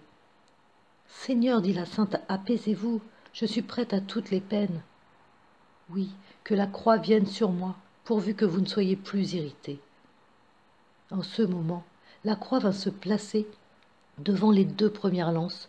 Seule la 3e continuait ses évolutions. Il fut dit à la sainte que le Seigneur retirerait les 2 premières lances, mais à condition qu'elle endurât de grandes souffrances, ce qui arriva. Le Sauveur Jésus apparut à Catherine de Racconigi, tenant dans sa main une épée ensanglantée. Comprenant que la colère de Dieu allait éclater sur les pécheurs, elle redoubla de prières et de larmes. Jésus lui dit, « Ces larmes sont bien agréables, mais comment veux-tu que j'éloigne ma vengeance? Regarde les scéléraresses et les outrages que me font les hommes. » Il lui découvrit les péchés de chacun, commençant par les adultes et finissant par les enfants. Catherine demeura comme morte à cette vue, mais son désir de sauver les âmes s'accrut encore et elle s'offrit à Jésus, heureuse de souffrir pour apaiser sa colère. La voyant persévérer dans ce désir, Jésus lui dit, « J'accepte ton offre, mais les douleurs que tu auras à endurer seront si violentes qu'à grand-peine tu échapperas à la mort. » Petit 40. Combien il en coûte à une victime pour désarmer la justice divine? On lit dans l'autobiographie de sainte Marguerite Marie. Mon souverain m'ayant fait connaître que lorsqu'il voudrait d'abandonner quelqu'une de ces âmes pour lesquelles il voulait que je souffrisse, il me ferait porter l'état d'une âme réprouvée, en me faisant sentir la désolation où elle se trouve à l'heure de la mort. Je n'ai jamais rien éprouvé de plus terrible, n'ayant point de terme pour m'en pouvoir expliquer.